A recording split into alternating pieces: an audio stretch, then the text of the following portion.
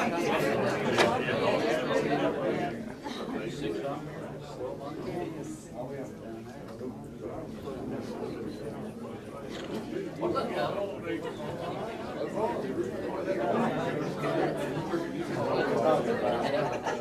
what? I got some on the load up. He looks the same. Yeah, that's him talking. This year, $1.70. It's the same street. These people lived up in Colorado. We pulled in. Introducing everybody.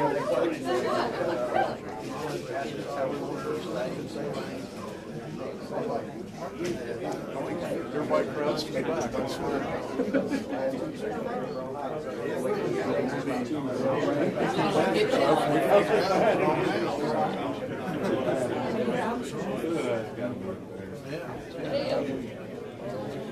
All right.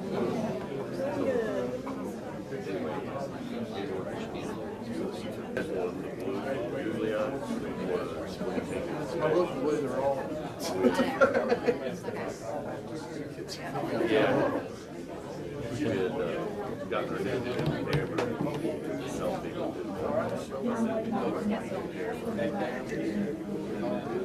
Oh, you blend because of the purple. Oh, get up there. Sure.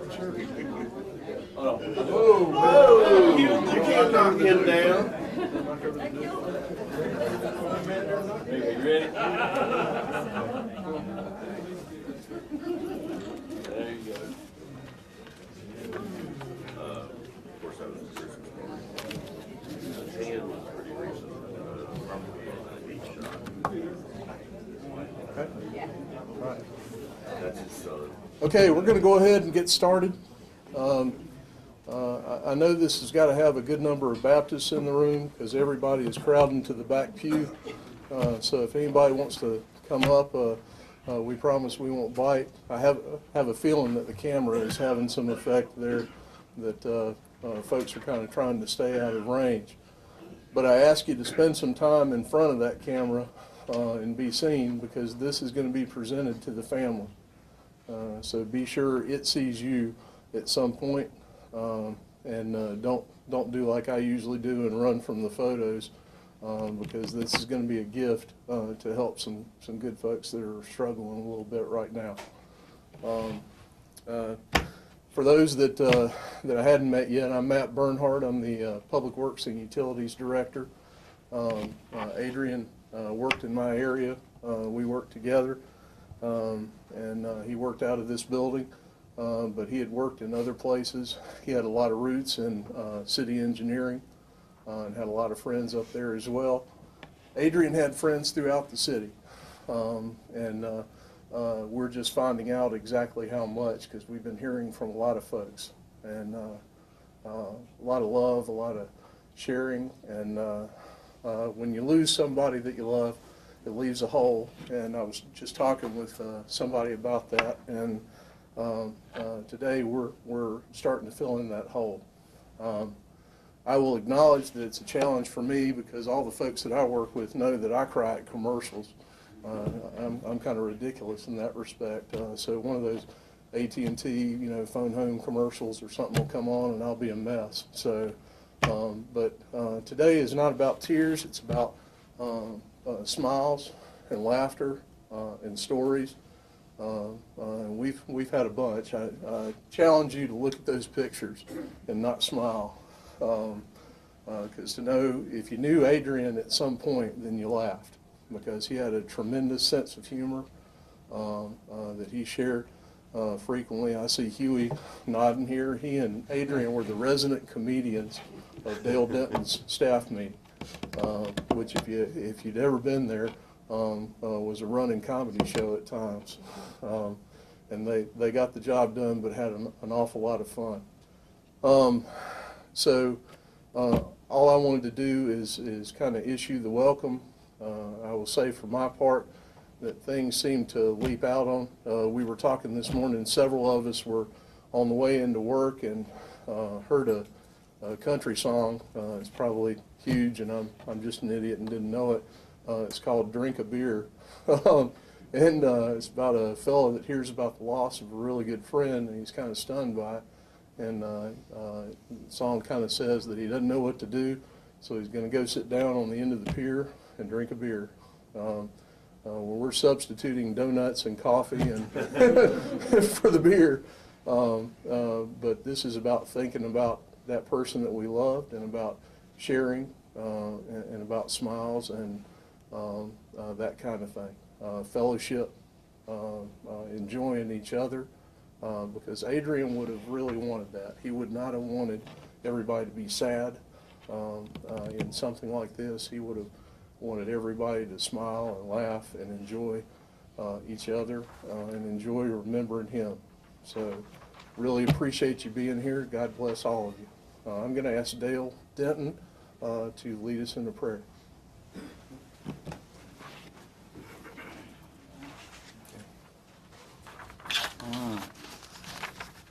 Lord, come to you today, sad, but knowing that Adrian wants us to be glad.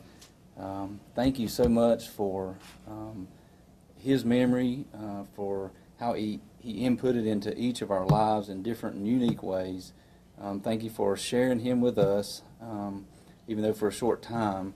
We pray today, God, that this time of fellowshipping and remembering would both encourage and strengthen us all.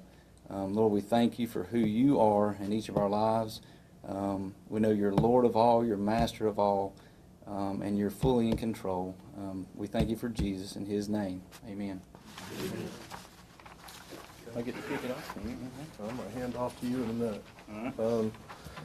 The only advantage I get from doing this is I get to start with my stories first to kind of get it rolling. Those around this building know that I kind of had a joking with Adrian. I called him Adrian because shortly after I got to know him and kind of got started with him, it happened that I saw like 3 or 4 just right in a row typos, some from him, on things where his name, where it was done backwards. Instead of Adrian, it was Adrian.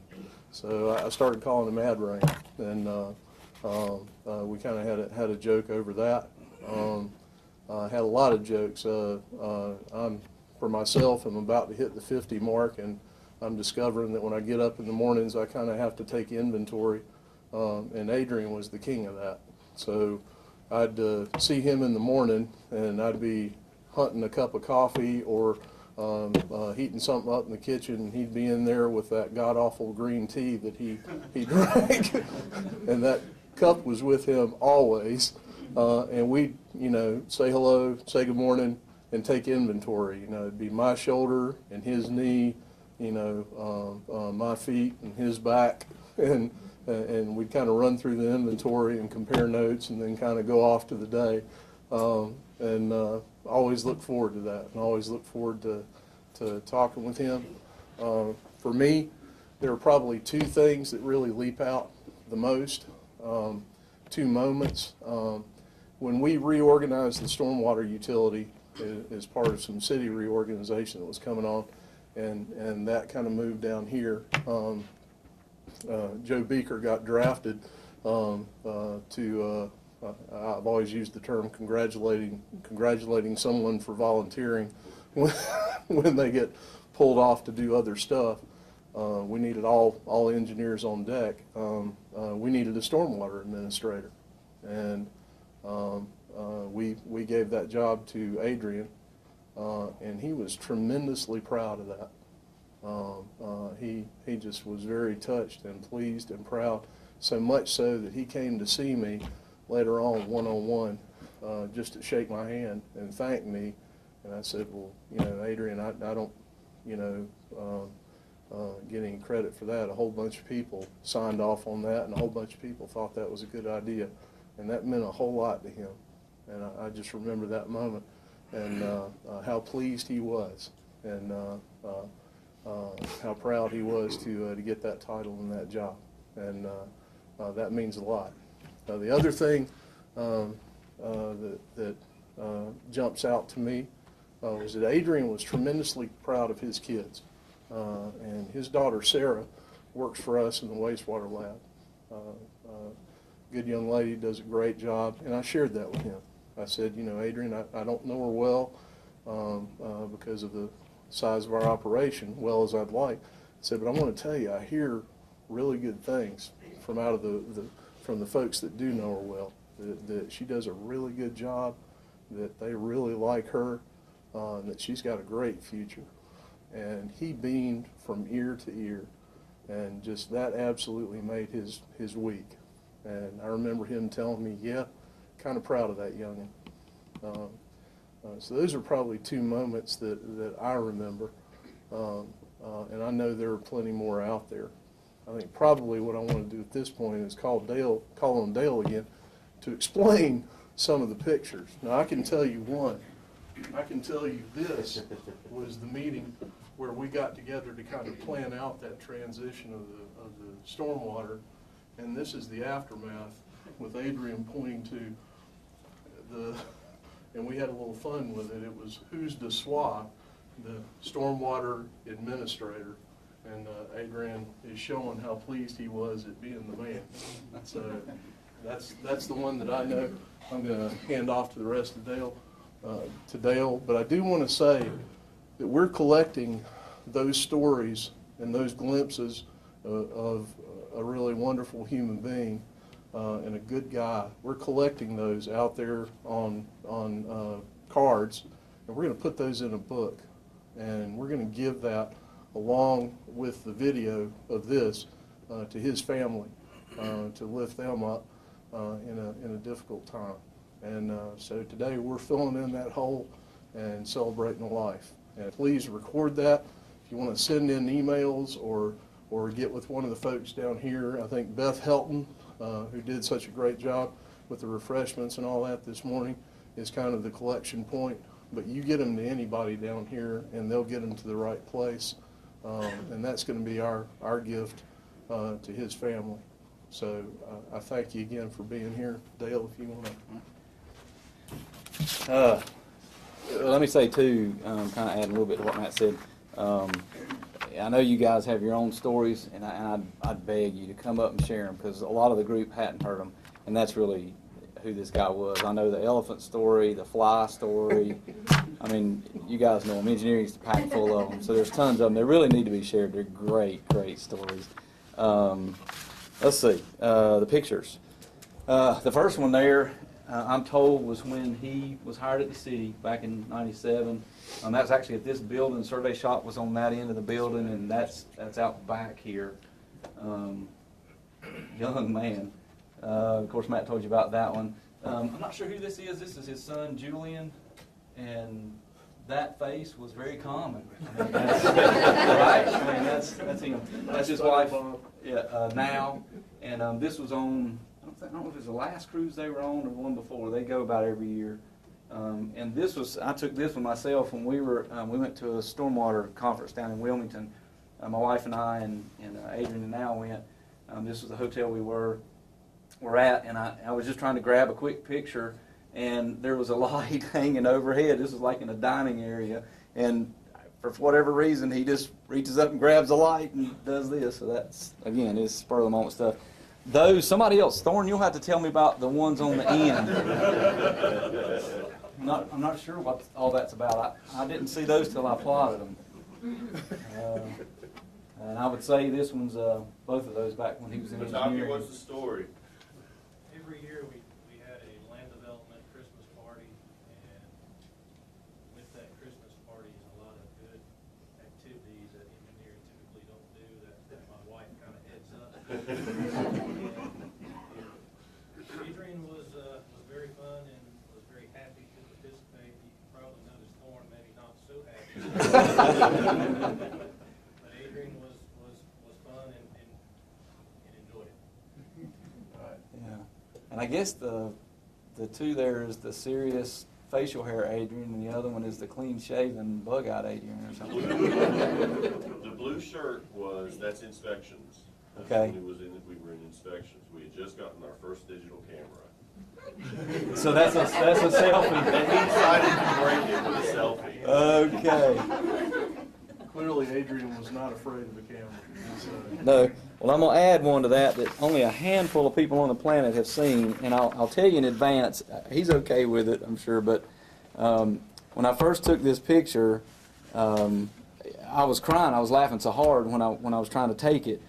But we had just gone through some OSHA training for respirators, and Michelle, where's she? Michelle, yeah, okay, so she knows what I'm talking about.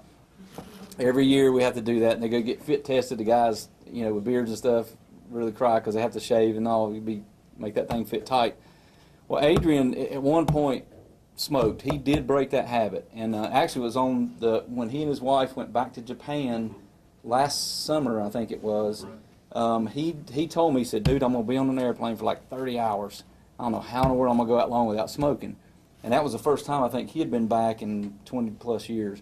But we were encouraging, man, you can do it, and I think Randy Bell was trying to help him through that process. Yeah, we also all nagged him endlessly about that down here, and so I think he finally decided to get shed of it, mainly so we'd all stop giving him a hard time about smoking.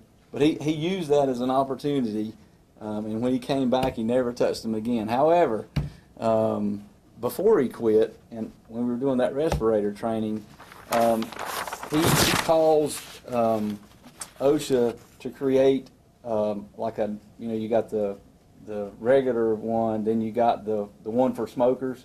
There is a different one. He developed it and designed it, and this is it. I put my tape on backwards. There you go. There, hung around Adrian. There. The best laid plans, right? He came to me and he said, he knew we were doing this test, and he said, "Can I have one of those masks right there? I might need one." I said, "Sure, man." And so, next thing I know, he walks out of his office like that. He had even actually painted black around here. I think he was lining it up or something and made a mark and then colored it in. But he cut that hole. He did that design. So that's the Adrian Sims. What are they called? I don't even remember. The PNRs or whatever. Yeah. Anyway, but that was another classic. The running joke between Adrian and I was, and it started with Joe Beaker when he was in engineering, was that Adrian was not allowed to heat his food before he ate it. It was just a no-no. And That's actually Felix. But yeah. And I think the thing was that he had told Felix that he would open up a can of beans and just start eating. I mean, that's just what he did. Oh, a can of soup, Campbell soup, and just start chowing down. And Felix saw him one day and was like, "Are you not going to heat that up?" And he said, "Joe doesn't allow me to heat up my food." Well, he told him true. Yeah. He told me that when he came down here, and I'm like, nothing's changed. We have that same policy here, so that was always a running deal. But when I would see him at the microwave, and he was heating up some soup or beans or something now I'd made him or leftovers or whatever, and I would see him, he would have one of those looks, like he'd been caught, and I'd be like, "What are you doing?" He said, "Look, I'm only knocking the chill off. It's only been in there." He said, 15 seconds. That's all it was. So that was one thing. John Wayne, was his favorite. This bears explaining. Honestly, I think Adrian always wanted to be John Wayne. I mean, he wasn't, but I think he always wanted to be. We borrowed that from Sam Welch. But when they were doing some renovations or something, moving some things around in electric, Sam was afraid that was going to get damaged. And Adrian was the only person that he trusted to keep that, make sure it doesn't get messed up. He was kind of keeper of John for a while. And for Adrian, that was like receiving an icon, for safekeeping. So when he quit smoking, if you're around him at all, he either had that nasty herbal tea stuff, and he had like flavors, canisters of flavors, and to show you. And it always looked gross. Oh yeah, how frugal he was. He would take his tea bags when they were done. He'd pinch them all out, and he kept a cup that he said he was using them to recycle. he would take them home and put them in his recycle bin or something. I don't know. I never did figure that one out. I didn't want to ask too much, but compost pile. There you go. Yeah, I mean, he was that detailed, you know. So he was an engineer all the way. But if he didn't have the teacup, then he had those round, hard cinnamon candies, and that's why they're on the table. Is kind of a honor him, but he loved those things. So he either had the tea or a cinnamon thing in his mouth. Gosh, another thing I thought about was he had this little saying. Although Adrian picked at everybody, he was one of the best people I know that you could pick back at him, and he took it and laughed about it, just like he was somebody else laughing at that situation, whatever. And we used to do that in staff meeting all the time. But when you'd pick at him pretty hardcore, he would stop and look at you, and he would say, "I hate you." And then Wait. Okay, where's Rusty? Because Rusty has one, and he would do this frequently. It was hilarious. I never did like you anyway. Oh yeah. But Adrian had such delivery, he would stop. Just all conversation come to a halt. He'd stop and really peer at him, and they did that frequently in the stormwater team meetings. It was always hilarious. He'd say, "I hate you. I hate you." And then the last little part was the best. "I hate your guts." And then he'd say, "I hate your guts and your liver." And you really knew what he meant was absolutely the opposite. Oh yeah. But just so much humor and so much laughter and so much personality. Christy had one I think she wanted to share, and we're going to ask other folks, and please don't be shy. I know public speaking is probably my greatest fear, but for this, it's worth it.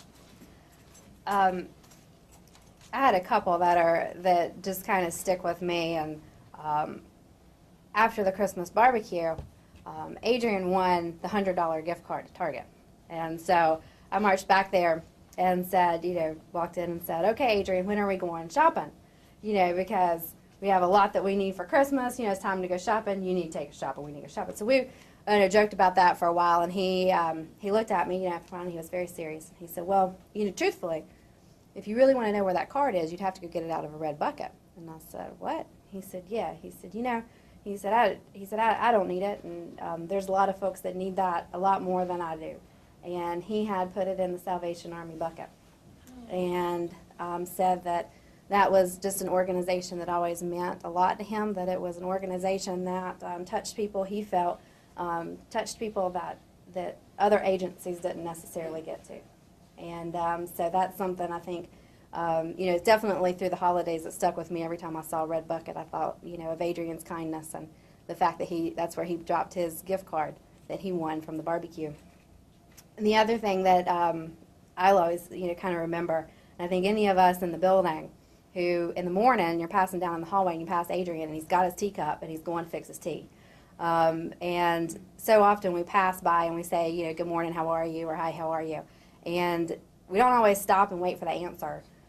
We pass by and just kind of keep going to your thing. Well, he would always, to make sure that you stopped and you heard him, he would come back with some of the craziest stuff, and I'd go past and say, "Morning, Adrian, how are you?" And he'd say, "Well, I'm just peachy," or "I'm just whatever." And you never knew what was getting ready to come back out after he said that. And finally he stopped one day and he said, "Well, you know why I do that?" He said, "I always like to have those things, tell people." He said, "Because so often we pass by and we ask, we say, 'How are you?' and it's just something we say, and we don't really wait for the answer." And he said, "I like to do that because that way people stop, and they actually just take a moment and, and talk to each other." And so that's what I always think now is, whenever anybody says, "How are you?" We always take a moment and stop and just, check in with each other. So, anybody else? I was going to add to that real quick. I think part of the thing was that you knew if you got stopped, that was no way around it. Right. And Jimmy used to crack us up when Jimmy was down here in our staff meetings. The ongoing thing was when we go around the table and everybody share what's going on. Once Adrian started, Jimmy let him get about 15, 20 seconds into it, and he'd start. And then he'd get the I hate you guts and liver speak, so. Somebody Anybody has to else? tell a fly story. Let me- Sorry, but I think. Rusty's got it. I got probably just two things. The first is you'll notice in each of these pictures, Adrian, I think I knew his problems with his back and his health because he always wore more stuff in his pocket than anybody I'd ever seen except for maybe Felix. So I've been wearing this for like 20 minutes. My back is killing me. I think I know where all that came from, but to build on this, just one of the greatest moments about Adrian, one of those things I remember is Jimmy and Adrian used to kind of go at each other pretty good. Going back to that whole I never did like you bit anyway.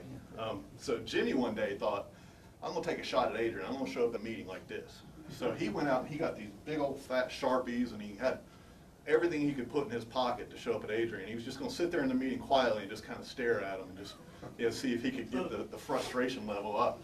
And somehow or another, I don't know who told him, but Adrian heard about that. And so he showed up, and he literally had a phone book or something. I mean, he knew Jimmy was coming at him, and he was going to come back even farther. And that was just classic Adrian. I love that so much. I think that and the fact that Adrian, for me and my dealings with him, he always had a very good balance.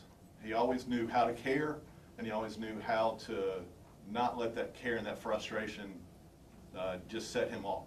He always had a very good balance. I always appreciated that with him.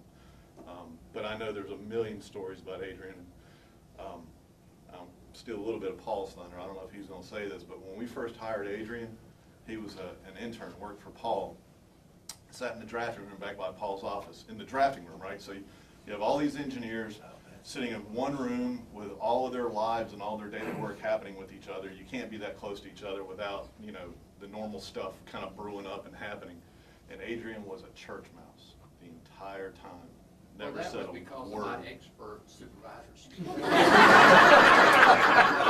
then the day that Nobody else could do it, Paul. I'll teach you someday. after he became a permanent full-time employee, he had to tell the world everything. That was awesome. So that's all I got. Go ahead, please. It's been mentioned a couple of times, and since I'm the butt of the story, I think I should get to say it. And I do have a couple of other things. I worked with Adrian in inspections, and actually, when he came to work for Bill, Bill told him we were putting together a little road, little thing. Bill put him out there with me. He said, if you can stick with Beaker for 5 days, if you can go this whole week, I'll take you off probation, right? 5 days. Not 6 days. He only made it 3, Bill, or 4. I think he made it 4, and Bill had to pull him off. It was a shame. In inspections, we'd all come in for lunch, and sort of shoot the breeze, and that was Adrian's stage, and it was on. And so he comes in this one time, and we're sitting there munching away at our peanut butter or whatever, and he says, y'all, and you got to remember that Adrian could lie like nobody's business, okay? I mean, the best straight man you ever seen. He said, y'all, I think I saw the fastest fly in the world today. And we're like, oh, God, where's this going? And, all right, what did you see, Adrian? Because we know it's a setup. And he just did, no, really. I was coming up Union, coming back to lunch. And there was a fly on the back table, on the back seat. And I was doing 45. That daggone fly flew from the back to the front. Had to be doing 15. That fly, 15 mile an hour, 40. He was doing 60 miles an hour. And this was relatively early and I didn't know him that well, and I was a little gullible. And I felt bad for him. I was like, Adrian? This is how you mess with an engineer. Say something like that. It doesn't work that way. And I actually got him to break because he got me. He got me bad. And I said, Adrian, it doesn't work that way. And he actually broke, and he busted out laughing. And I was like, you dog, you dirty dog. He has told that story for, I guess, 15 years on me every chance he and I would meet someone new. That's the fly story. And then there's actually another one that's not even worth telling. Thank God Christy doesn't know. One of the things you were talking about, the typos, Adrian. Adrian, Adrian worked in the Navy for, 13 years. He did a lot of at-sea work, but he had a lot of onshore jobs, and a lot of it was report writing. Well, the boy never learned how to type. He was hunting peck. Now, he could do about 25 words a minute, but it was, these two fingers were his typing, and he'd tell you that. And so to watch him type was, the amazing thing is he wrote reports, and Rusty will get my back on this. He would go out when we were stormwater, he'd go out and make a site visit a customer, and start the process. And he would come back and a 2-page report. Now it's just, Mrs. Smith has some water standing in her backyard, is all he really, and the daggum thing was this long, and it's like, Adrian, why are you doing that? And it was god awful to watch him type these things. So, I mean, I could go on, but I'll let somebody else. It's okay. But one other thing I would add, Adrian obviously had tremendous skills with people, and particularly in his latest job as stormwater administrator, he dealt with a lot of people, and sometimes they weren't always happy because they had a stormwater issue. And I called Adrian Southern Comfort because he could be so smooth. And I would say to him in dealing with a particular, I'd say, Adrian, I've got one. I need you to go out there and pour out some Southern Comfort. And invariably, he would go out there, kind of be really sympathetic, really down home, and just really conversational, and would talk with that person, and they'd get it out, and he'd explain policies and things like that to them, and just, do such a wonderful job with that I considered him to kind of be an ace pitcher in that kind of thing. So just offering that as well. Any others that folks would like to offer up? And it's okay. Here comes Mike. Adrian was a Civil War reenactor. I don't know if everybody knew that. And he took that wholeheartedly. And I always liked talking to him after he'd go on one of the trips to the battlefields. And some weekends he'd come back, and it's like he was in the battle because he was beat up. And he'd tell me all the stories. So when I was doing Cub Scouts, I asked him to come to one of our meetings to talk about the Civil War. And when he showed up, all the parents and kids were there. He walked in, it's like he came off the battlefield. He was full dress, and he was wholehearted, and he explained, as if he just walked off the battlefield like they would have talked, and he just mesmerized the whole group, including me. I mean, his knowledge of the Civil War and history was amazing, and he'd love to share that with anybody that would listen to him. And I mean, that was just lots of fun talking to him. Okay. I have to say, in deference to Joe, one that he got on me. I had a relative of my family that was at Gettysburg, unfortunately on the side that crossed the field and didn't go so well. And all I knew about that is what I'd been told from within my family.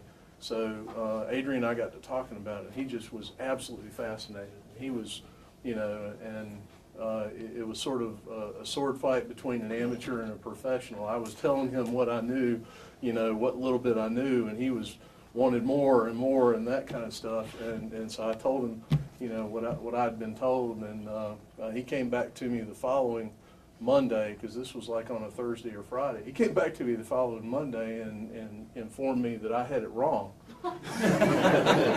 That he had researched it, looked it up. Actually, he was not in this unit, he was in that unit, and that kind of thing. So I got corrected by the expert on my family tree and on his role in the Civil War, because Adrian had researched it, and I actually really appreciated that.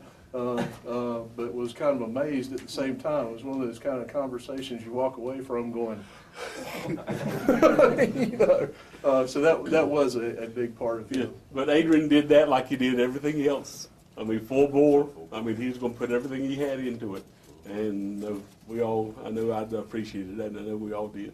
And he's going to be sorely missed.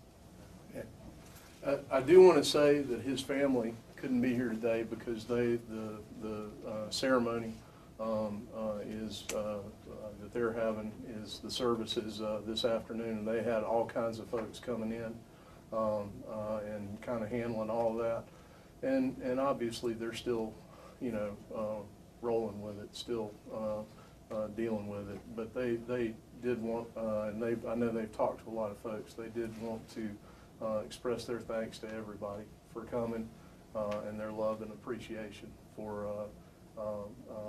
you know, a wonderful guy. And Councilman McAteer. Yeah, that picture right here, that's how I best remember Adrian, right here when he was a student at Gaston College at Gaston Tech.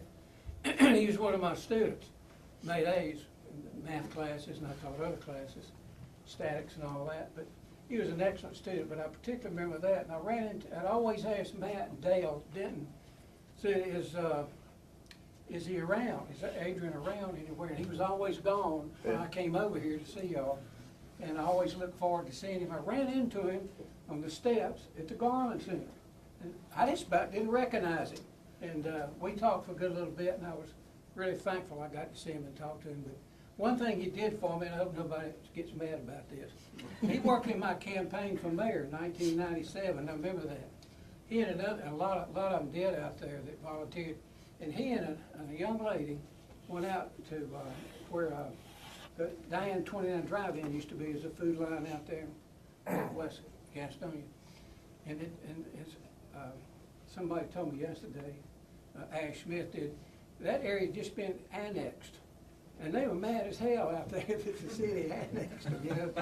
And Adrian, and this young lady went out and knocked on all the doors in those neighborhoods out there that had been annexed, and also stood at the polls as a Bessemer City box that those people voted at, even though it was a Gastonia election. And they stood out there, and I got more votes. I don't think Mr. Garland was a good friend of mine. I really liked him a lot, but I don't think any of them got any votes. I think Aaron and them got all the votes from me out there, knocked on those doors. And I always remembered him for that, and was so thankful for his friendship. And he made an A.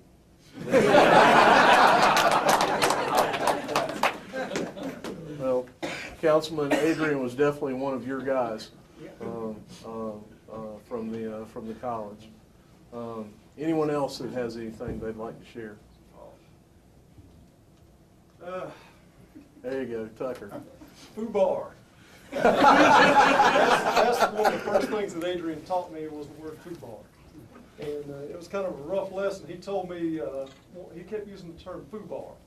Out on his jobs, when something was messed up and it would have to be removed, he'd say it was foobar. I said, what is that? He said, that's a Navy term. That means it's messed up. It's got to come out. And well, a contractor poured some curb and gutter, and it was obviously had to come out. Well, I grabbed the paint can, and Adrian's not around. Foobar down the curb. We used to just exit, and it had to be removed, and it was out there for everyone to see. And came back to lunch, and I told him what I did, and Adrian busted out laughing. And he told me what the letters mean.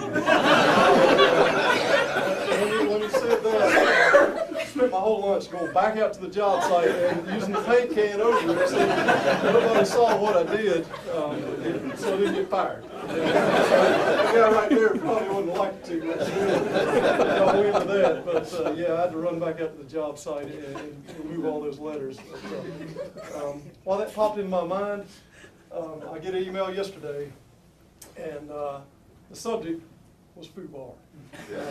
And I think it might have been a stop smoking thing or something, and that was kind of related to him, but it's just kind of ironic that I get an email with the subject line foobar, and I'll probably archive it and save that email, and when I run across it, then I'll think of him. But, that's great. That's just a little quick story there. That is great. I would say that stuff like this really shows that the city is a family now. It's a very big family and very spread out, but some of the things that we have heard are some of the amazing connections. And all week long, we've been running into those. I know I didn't know that Dennis Seagraves and Adrian grew up together and had known each other their whole lives. I went back to see Dale and Randy Bell in a meeting back in Randy's office, and John Moss was in there, one of our stormwater crew members. And John Moss is a burly guy, kind of, tough and do what? Got an earring. I always thought he looked a little bit like a pirate would look, kind of, and just was astounded that he said, yeah, he said, he and I started about the same time. And it really was kind of wonderful and totally unexpected, and just the kind of thing that we've been experiencing this week. He said, yeah, he said, I remember actually I was out on a job site, and he named a particular one or something, and this was obviously a long time ago, probably about this time.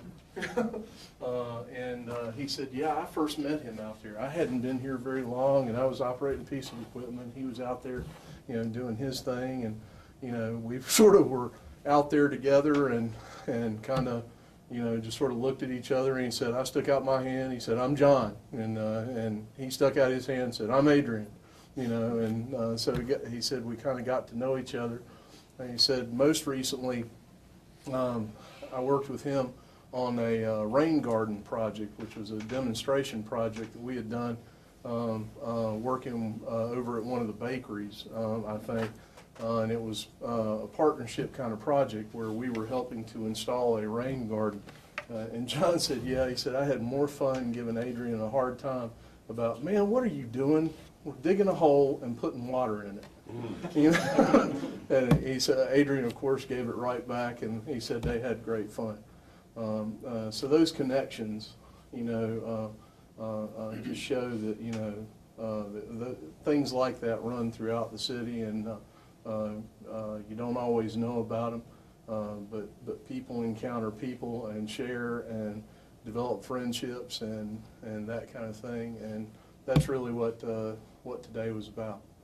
So, anyone else?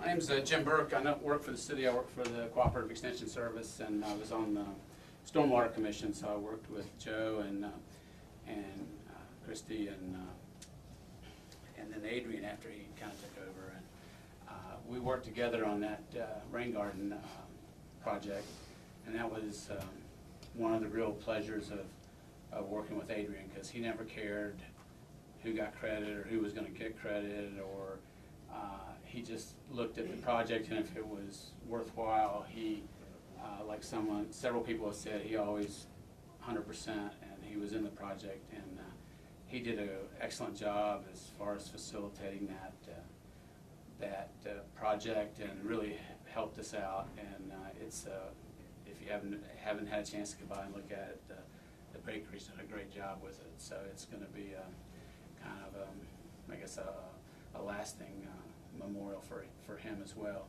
And then a couple of other things that came up. The gentleman was talking about the Civil War reenactment. I remember, it's been a couple of years ago now, but there was some anniversary of some huge battle up in Virginia, I think it was. And Adrian was all excited he was going to go. And it was like July or August. And I said, so what are you guys going to be wearing up there? And he said, oh, we got wool pants and the whole thing. And I said, really, Adrian, you're going to go up and it's going to be 100 degrees, and you're going to be running around in wool pants? And I said, that's just wrong. But he went up there and did it. He came back and he was all excited. He had a great time. He said, yeah, people were passing out everywhere. That's because of the wool pants. And then the other thing that he did with the Stormwater Commission is when he'd send out the agenda, he always sent out this mystery photograph. And it would be attached to the agenda. And the idea was to try to figure out what the significance of the picture was. And if you didn't figure it out, that at the meeting, he always went over, at the end of the meeting, he always said, okay, now here's what's so important about this picture.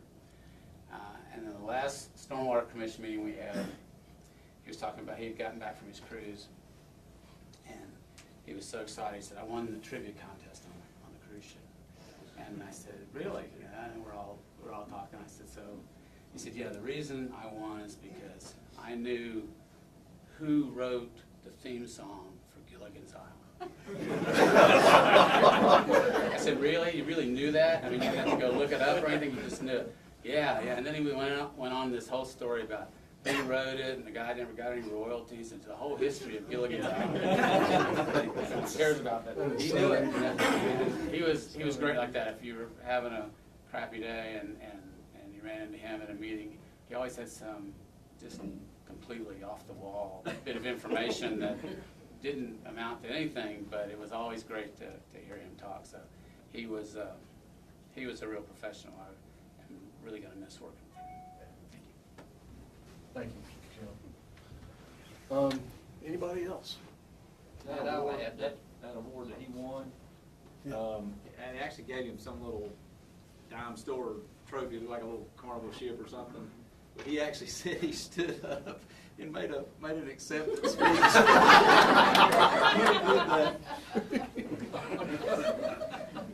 Paul. I'll add, I guess I'm responsible for a lot of this because I hired him. And I remember when I interviewed him, you know, I was asking him just a few basic questions because it was a seasonal job, and he says, well, do you think I might get it? I said, son, all we're wanting is just a warm body. He said, okay, I can handle it. But he did. He, as Rusty said, he came to work for me, and it was normal drafting room chatter every day. And Adrian would sit over there and do his work and never utter a word. And I told people after he went on the inspections, I said, Adrian never talked when he was with me. He said, well, we can't get him to shut up. But he had told Gary and I a story when he was a little kid. He went to Carnival up home place, and he saw went by this one place and had come in to see the hippopotamus sweat blood. Well, he just had to see that, so he paid his nickel or whatever to get in there and went behind there and he saw the hippopotamus back there and got to looking at him and he told the guy that was running the place, he says, I don't see him sweating blood. And the guy said, well, it's not hot enough yet. And ever since that time, he didn't believe in anything unless he investigated it. That's just the way Adrian was. Dale, I don't know how we tell the elephant story, except to say that when Adrian was in the service, I think this was maybe, I don't know if it was in Japan or where, but I'm thinking it was. He and one of his buddies were coming back, and being young males of that particular time, they had experienced, shall we say, of substances rather heavily, and were somewhat influenced. And I think there's a pretty good story regarding Adrian and his first ride on an elephant. You say that here?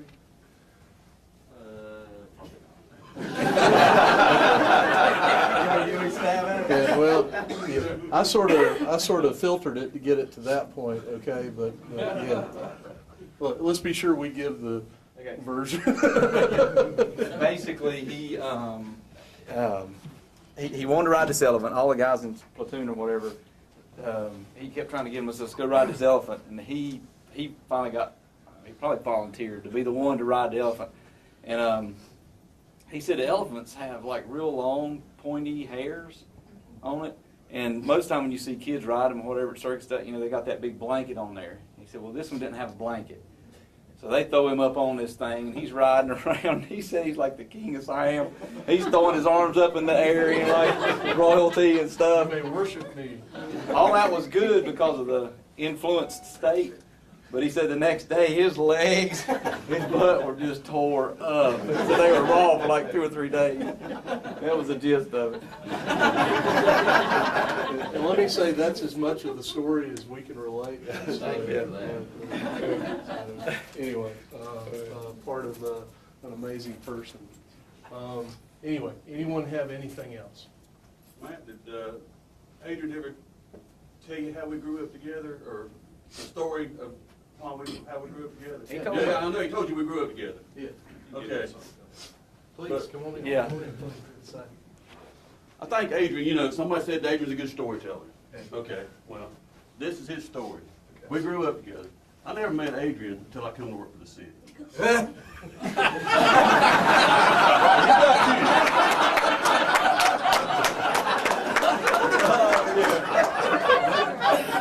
That may be the final one, right?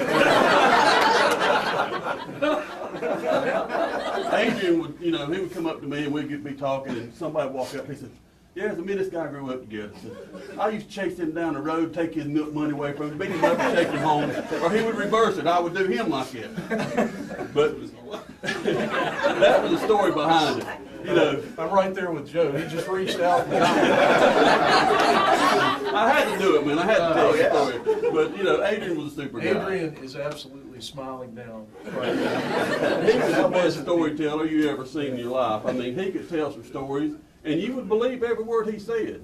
I mean, he had guys believing that he would chase me down and beat the crap out of me and take my money away from me and send me home crying every day from school. But either I was doing him or he was doing me like that. But he'd make people believe it. And I guess, I don't know if he told you that he would do that to me or not, you know. But, you know. He told me. I so obviously was a complete fish. He told me he beat the crap out of you. Yeah, well, That's you the way I know, heard it. it'd be either way, you know. You clients, didn't know yeah. till you start talking to him, whichever way he'd do it. But, you know, I guess we'll all remember him. Well, Just a I'd good say story. just like Joe was saying, Adrian was a master of deadpan humor. He'd be, you know, stringing you along and you wouldn't even know it, you know, because I would swear to you that he and I, you know, that conversation and He just never feel I how took he that- finished it with you. I took that hook and went with it. Anyway, thanks, I appreciate that. Anyone else? Jimmy. I'll throw some stuff in here. Stand back here, brother, This so you is, can get picked up. this is another comedian of note. No, not this guy. Actually, I went to Gaston with Adrian. He was like a year or so behind me. But anyway, I started at the city. Actually went through the intern with Paul, and then I got hired on the city. Well, Adrian came right in behind me, and he started working. And you know, I co-op with the surveyors, and you know, kind of worked with them for the year. Well, Adrian came right in behind me, and I remember the surveyors came up and said, "Man, this new guy." I said, "We don't know about him." I was like, "Well, what's going on?" You know, I know him a little bit. He said, "Well, we was staking a parking lot, and you know, they drive hubs in. Well, as soon as he'd take a shot, you know, they'd be like, 'We're good.' He would run to the next spot, and I think it was Paul Montgomery or either Steve. One of them, he said, finally, after about 20 minutes, they called him over and said, 'Come here for a minute.' I was like, 'We got to make this last all day, all right? You're going to have to cut this out.'" So that's how he wanted to impress everybody was he would run to get to the next shot. So I know that, and I was like, yeah, I said, well, just give him a little bit. He'll learn. And also, too, when he was in inspections, he always wore his safety vest. And every time he'd come up to the drafting room, I was like, Adrian, come on, man. You're not in the Navy anymore. Take that off. And me and him would just go back and forth. And but he was a real blessing. Blessing to me, blessing everybody that he ran across. So, going to be missed. Thank you, Jim. Okay. Anyone else? I just want to be sure that we've given everyone an opportunity. If not, this certainly isn't intended to be the end. Flip. Matt, just want to encourage everybody to hang around the fellowship. Please. Please eat food back here, and didn't want to finish until everybody had a chance to speak, but Yeah. if we are finished, I'd just suggest a moment of silence. That'd be great. In memory of Adrian, and then just please hang around in fellowship. Thank you, Flip. Let's do that right now.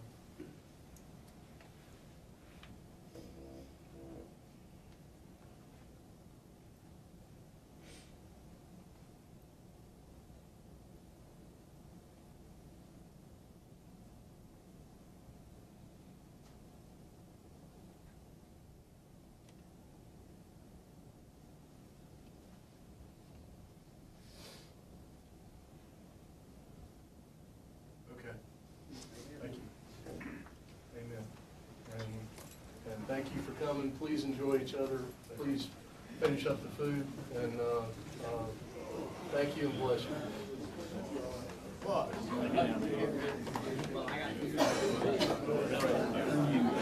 What we do?